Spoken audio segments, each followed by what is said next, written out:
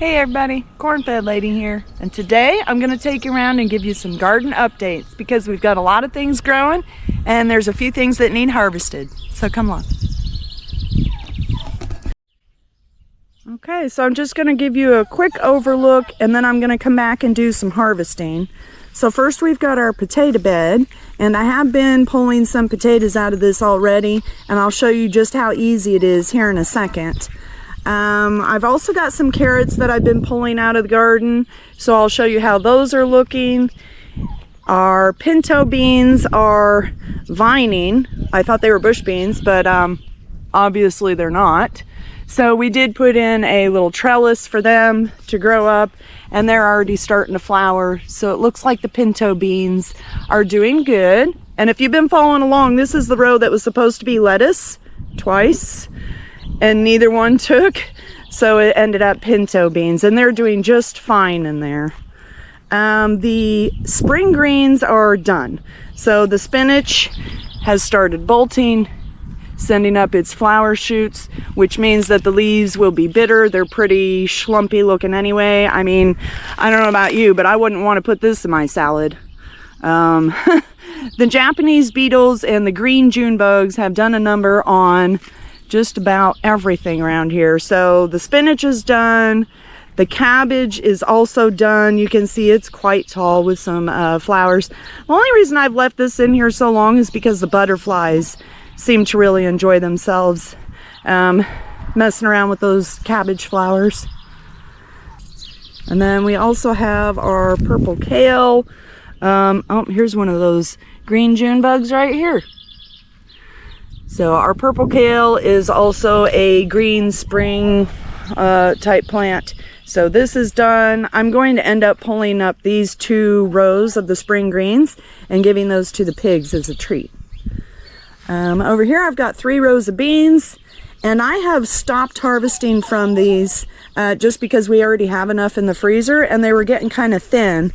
But you can see there are still some beans on here, and they're quite large around to pick and eat, but that's okay because I'm actually saving these for seeds to be able to use in the garden next year so that I won't have to buy bean seeds. So I'm saving seeds from the Provider green beans, the yellow wax beans, and the dragon's tongue beans.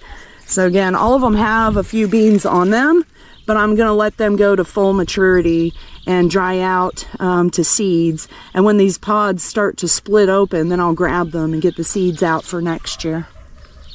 Okay, and the snap pea row is doing very nicely, even though we did have some more storm damage and a little bit of it's kind of flopped. It has been producing a ton of peas. Now some of these I've been picking at about this stage, and we just dip them in ranch sauce and eat them in snap peas. Some of them I've been letting go longer. I don't see one in here because I just picked them all yesterday, but some of them I've been letting go longer to where the peas inside get full grown. And then I've been pulling them out of the shells and just storing them as just regular green peas.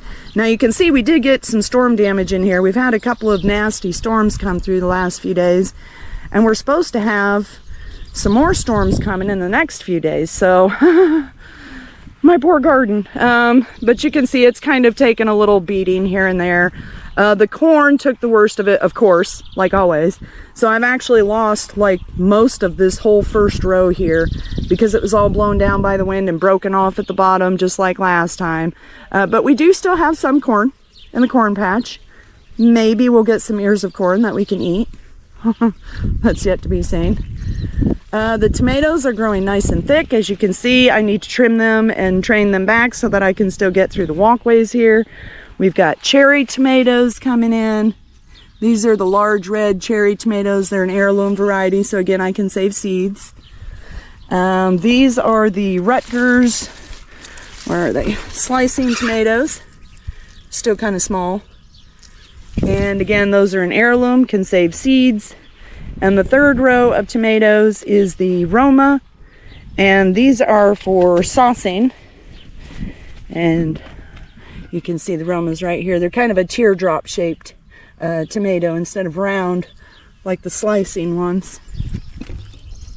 The bell peppers I have not yet seen producing from this row that I direct seeded, but we do have some bell peppers back here. There's one bell pepper plant in the spicy row. Oh, that's not it. Oh, those are some deadly looking little peppers in there. I'm not sure if those are ghost peppers, scorpions, something like that. You see how they're all wrinkly? Those are some spicy babies right there. Here's the bell peppers I was talking about in this row. We've got some bell peppers. Those will just go into the regular dinner dishes. But these super, whatever these are, scorpion, ghost pepper, something like that, those are going to be for a challenge video later on. Now, I have been harvesting some of these cayenne peppers. I think I showed you a little bit in one of the videos. I must have gotten all the ripe ones. I'm not seeing any in there right now. There's a bunch of peppers in there though. We're just waiting for them to ripen, turn colors. I believe these ones are the chocolate. I don't want to get it wrong. I'm not sure. We've got all kinds of peppers in here. And we have tried some of them, and some of them are pretty hot. Ooh, this is another one of those super duper hot ones here. You can tell by all the, it looks like warty and wrinkly. Those are the super hot ones. Now our watermelon vines are vining out into the yard, very nice and lush. You can see that some of them are flowering.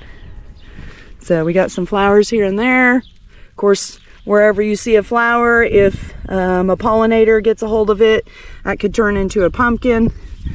So we've got quite the bush of watermelon vines going on here, which is nice. And it's easy to maintain, just mow right around the edge of it. Okay, so update on the garlic bed. It got a little bit weedy. And by a little bit, I mean completely taken over.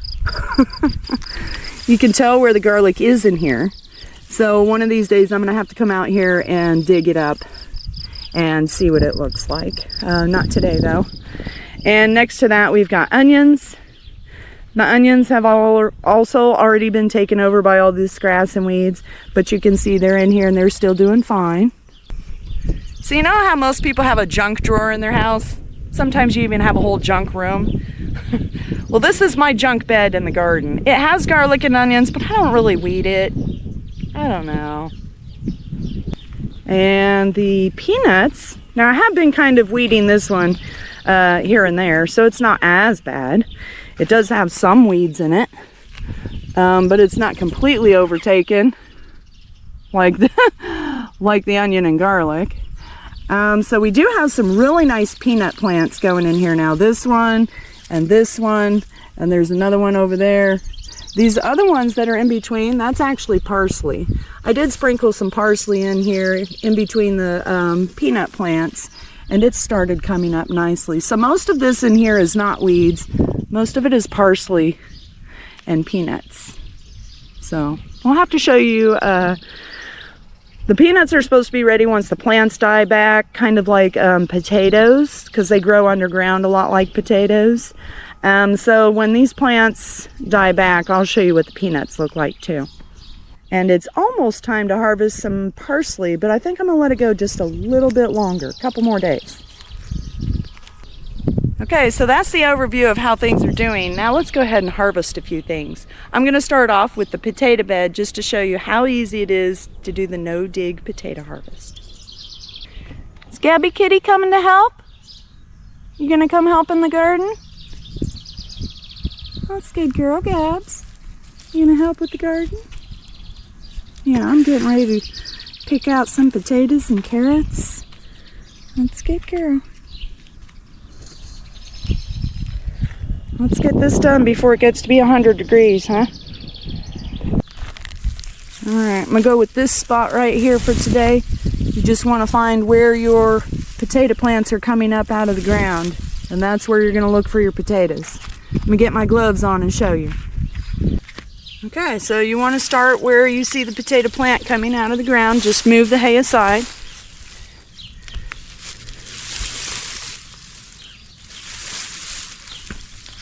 And then you're going to give those plants a little tug. Sometimes you'll see potatoes come up on the bottom. You want to watch out. The darker ones like that are going to be your seed potatoes, or the ones that you put in the garden as a seed. These little guys I'm not going to worry about keeping, so we'll just toss all that back there for now. And take a closer look in here at what's going on. So again, all you need are your hands, no tools. You can see I'm just kind of brushing this hay aside, and here's the potatoes. They're not underground. You don't have to dig for them. You don't need any tools. They come out pretty clean. Pretty decent size. And you just keep feeling around in that general spot, and you'll find your potatoes laying in the hay. I mean, this really couldn't be any easier as far as, you know, harvesting potatoes goes. You just kind of reach in there, you find them, you pull them out, throw them in the bowl, and you're done. No shovels, no back-breaking digging, which for me is good because I have a bad old back. I don't know about you guys. So you just kind of feel around in here, and there's potatoes. It's that easy. They brush off clean pretty easy too with the hay on them. So there's a little handful of potatoes just from that 1 or 2 plants. And I didn't have to use any tools to get them. I'm just digging around, feeling with my hands. There's some more. There's another pocket. And it's just that easy to get your potatoes out of the ground with the no-dig method. Here's another root potato or seed potato. You can tell because it's got a bunch of stuff growing out of it. The new potatoes that you're digging up, they won't have anything growing out of them. They might have a lead string connecting them to the seed potato, like an umbilical cord. But they shouldn't have anything sprouting if it's a new potato.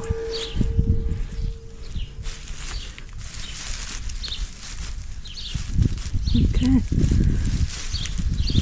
I mean, this is just kind of fun, you know? This like isn't even really a chore because it's so simple.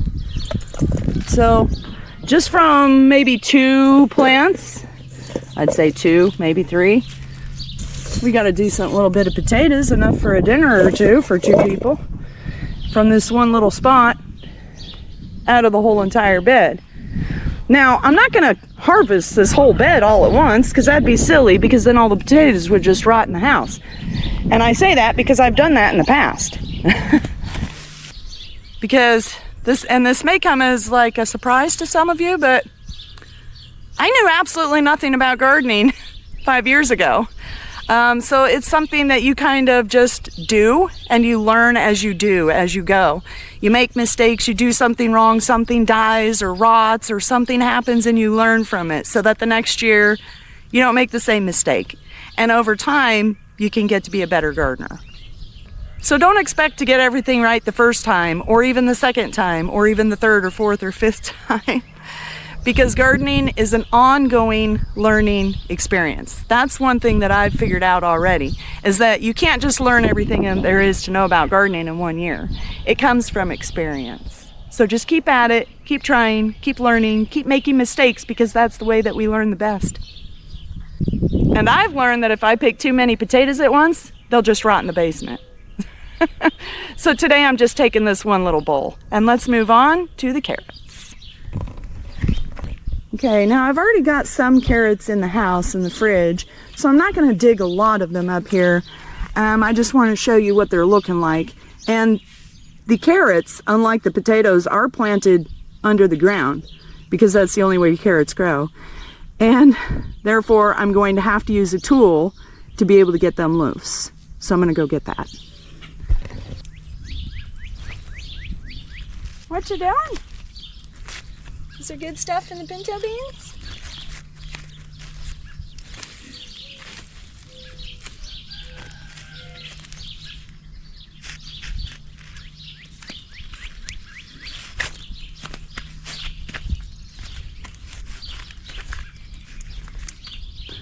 Okay, something else I've learned. When you're digging carrots, I like to use this fork right here. I believe it's called a potato fork, ironically, but I use it to dig my carrots just because it slips in nice and straight behind them.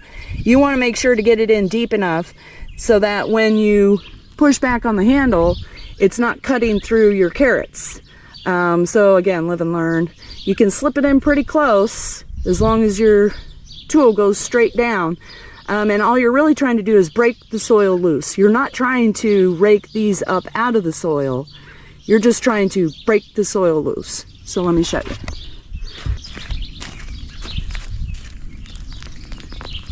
So you can see the soil moved. The camera moved with it. That's all it needs.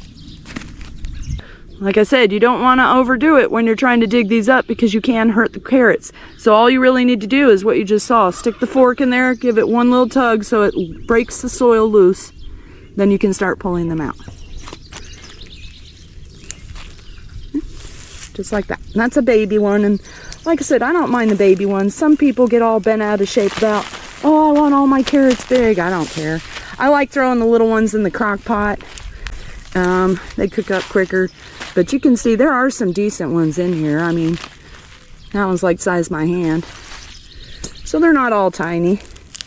Just where I sewed them in kind of thick. And I'm just going to get these ones that I broke loose with the tool, and then that's it. These ones that are still left in here, what I like to do is take some of these loose dirt clumps and kind of push them in over the edge there, just to protect those ones that are still on the ground, keep them in the ground so that they stay healthy. That's about it for today's potatoes and carrots, because like I said, I already have some of these in the house. I just wanted to show you what was going on underground or under the straw that you couldn't see from standing here. Okay, so that's it for the veggie garden, but I still do have this bowl for harvesting. And I need to get some raspberries picked, which I've been freeze drying to store long term. But before I do that, I want to take you back to the fruit tree orchard and show you how the fruits are doing on the fruit trees. Okay, so starting off on the end down here by the chickens, we've got an apple tree that's still too small to produce. There's a cherry tree here that has not yet produced anything for us. It's only a couple years old though. Same thing with the apricot. It's only a couple years old. We have not seen anything from it. These little bushes here are just ornamental berries. So those are specifically for the tree birds and other wildlife. Our Fuji tree has produced, or sorry, it's not Fuji. This one is the Red Delicious. Our Red Delicious tree is working on one single apple. So like my husband said, we'll just have to cut it in half so we can try it. But it has its very first apple. This is a little peach tree. It's only a few years old too, but it does actually have some peaches on it. So it's trying. It doesn't know what it's doing because it's new to this, but it's trying, kind of like all of us in gardening. Don't really know what we're doing. We're new to this, but we're trying. The Fuji apple tree does not have any apples on it yet. These trees are all about the same age, a few years old. Another ornamental tree for the wildlife. Again, it grows little berries on it. They're mostly gone by now. This one is a peach tree also, and it does have some peaches on it too. So again, we're trying. We've got a couple of peach trees that are going good. We've got one single apple. This last tree back here is a cherry tree. It's also never produced anything yet. But again, this is a new orchard. It's only a few years old. So once these trees get a little bigger, they should be putting on more and more fruit. And in the meantime, we can still get plenty of fruit from the berry garden. So let's go up there and get some raspberries for the day. All right, so here we are out in the berry garden, and I've got another trick that I've learned from experience that I want to share with you guys. So if you've ever picked berries, then you know they tend to get mushy by the time you get them in the house, especially when it's really hot out. So what I do to prevent that is I put a frozen water bottle in the harvest bowl first. And that way when you drop the berries in, they're going to stay nice and cool from the icy conditions in here. And they're less likely to wilt and get soft and mushy and yucky. So just put a frozen water bottle or an ice block in your harvest bowl, and that'll help prevent the soft mushiness of being overripe. All right, I've got about 1 million raspberries to pick, so I'm going to go ahead and get started.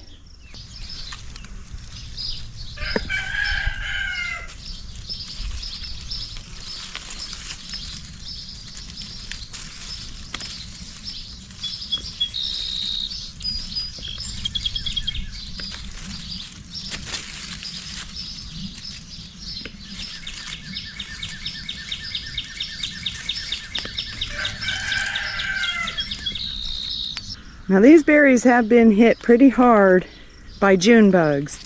And not those crazy green June bugs I showed you in the other video, but just by regular old-fashioned June bugs. Let's see if I can find a gathering of them and show you. There's some. The one.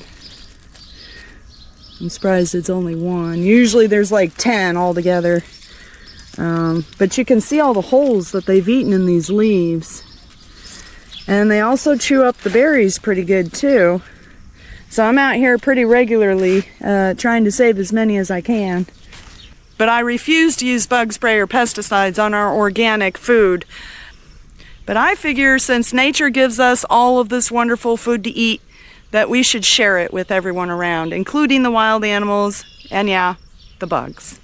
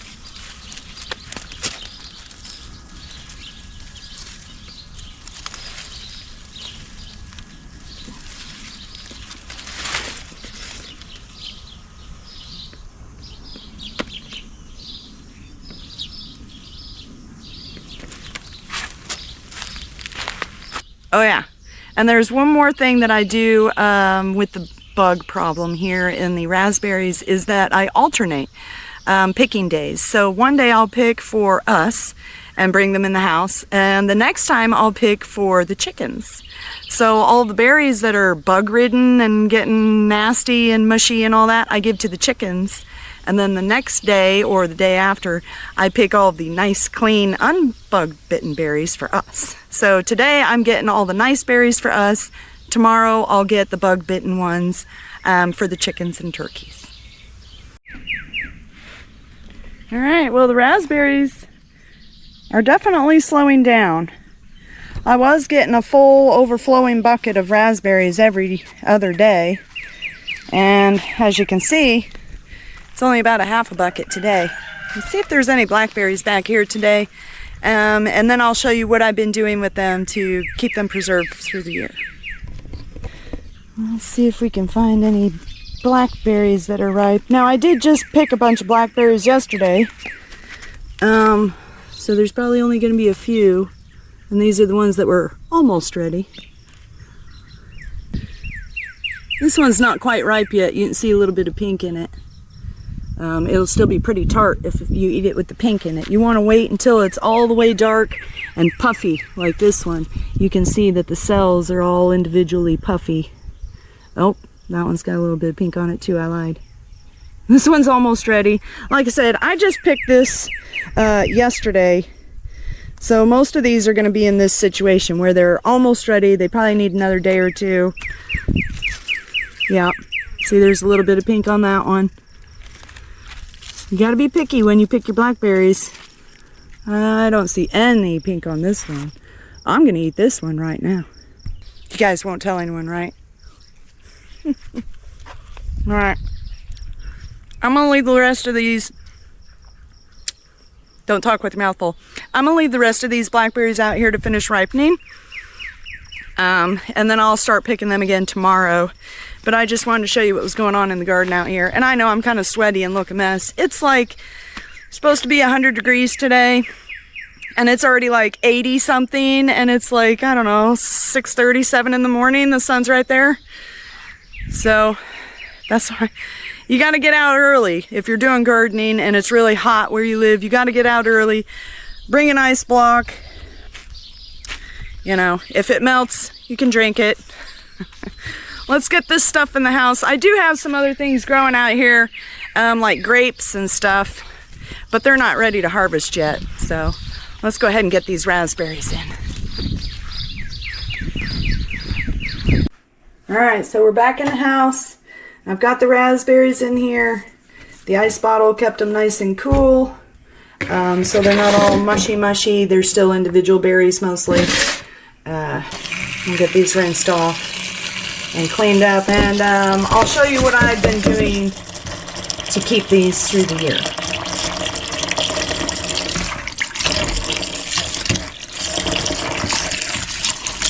So after I wash them and dry them a little bit, then I lay them out in these big, long, vacuum sealed bags, and I seal it just barely enough to hug the berries in place, but not enough to squish the juice out of them.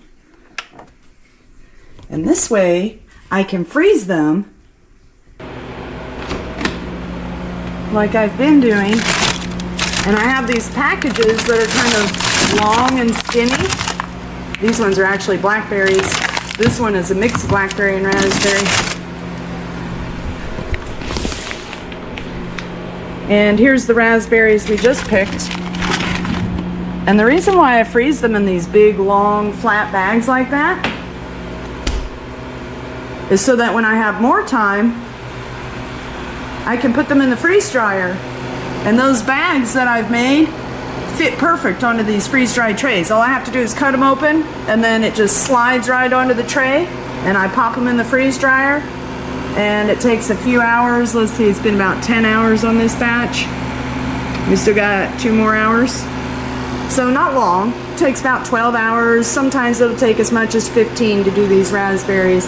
And once the freeze dryer is done doing its job, then I'll put them in some Mylar bags, much like these ones, and we'll be able to enjoy fresh, freeze-dried, homegrown berries through the year. Oh, and just on a side note, just for fun, I also made some currant syrup. So that's kind of a new thing I tried out this year. We just boiled down some of those currants, the white currants, and put some sugar in there and made some currant syrup. It's actually really good on vanilla ice cream. And that's our mixed berry jam from last year. I used to just make jam out of all the berries, but it takes a lot of time and effort to make that much jam every year. So freeze drying for me just seems a little quicker and easier. Plus, that way I can put them in the freezer and let them wait in there until I have more time to deal with them. Well, that about does it for today's garden update video. Thanks for visiting our homestead. Please hit that thumbs up button, and if you're not yet subscribed, please click the subscribe button below. Y'all have a good one. Bye.